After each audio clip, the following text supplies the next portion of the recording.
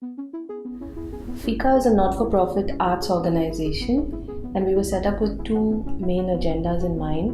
One was to provide support structures to artists, researchers, and public art projects, and this we do through our annual grant program. And the other was to really think about arts education, to find innovative ways of disseminating contemporary art to diverse audiences. The reading room really personifies FICA's vision.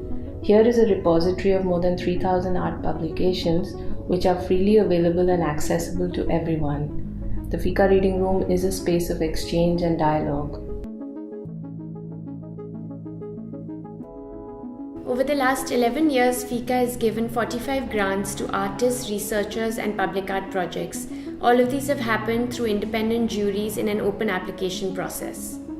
In my work, I need to keep collecting material because I'm working with photographs, so I'm trying to make it into a film, but to be able to collect the material, I have to keep going back to the spaces where I'm working, which is usually along the coast for this work. I'd already reached a certain place where I knew what direction the work was going to take, but I needed that support to kind of be able to collect more raw material, and that's where the Molvadera travel grant helped. When a person is granted FICA award, he or she is supposed to travel to a new place. So one's practice gets reterritorialized into a new context, and which is something which all awards should do actually, instead of giving money, which is very boring. For me, it was a huge,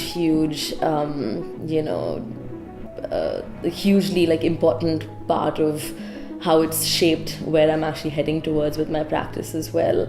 Being able to just go to, so many different kinds of events and programs while also attending school, it really changed the course of how, I've been thinking about my practice. FICA's educational outreach programs makes use of art resources primarily in order to foster a qualitative engagement with audiences. We're constantly trying to experiment with different formats in order to generate learning processes from the field itself.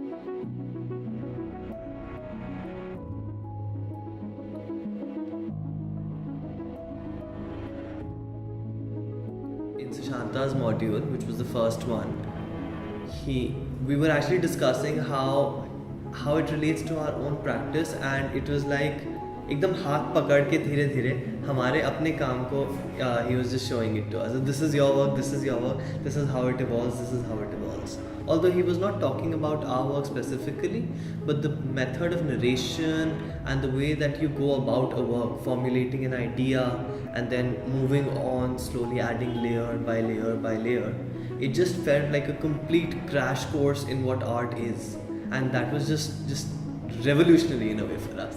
Thus, the Lahore of our times took for granted the friendships between writers and poets and artists. From the legendary Abdur Rahman Jughtai, who was a proponent of the Lahore school of the early 1930s, to the modernist Shakir Ali of the 1950s and 60s. The connections between the image maker and the writer were tangible. Jughtai illustrated two of the greatest Urdu poets, Iqbal and Ghalib, and made the cover for Faiz Ahmad Faiz's volume of jail poetry, Daste-Sabah, which was published in 1951.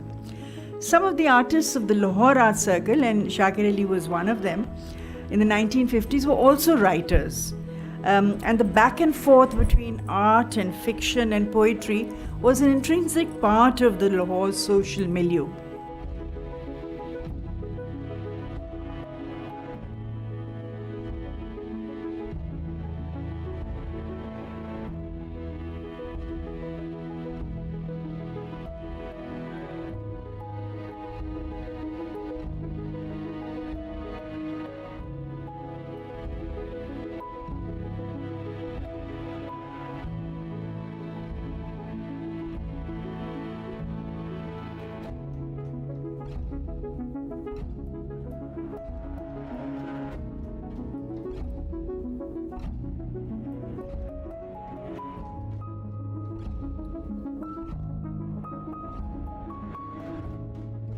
We've had massive footfalls at the art fair. We've had audiences queuing up. And what I was particularly pleased to see is that it went through demographics of people, catered to every single age, and we had a maximum amount of community engaging with the projects. We launched the FICA Patrons program 3 years ago, and it involved a group of highly evolved individuals who were contributing significantly to the field of arts, but were doing it individually. For the first time, this group of individuals have come together and collectively supporting the foundation, and they're in turn supporting the art community in India. One of the projects we enjoyed by FICA was C13, when FICA did an exhibition in an abandoned house. It was an exhibition by several artists, but what we enjoyed most was the interactive workshop, where one of the artists, Priya Ravish Mehra, invited several Rafugaris. And it was a very touching experience. It was also for us a lot of learning about not only contemporary art but also traditional art. So this all coming together in such experimental format was really enriching and led to many more meetings and happenings for us.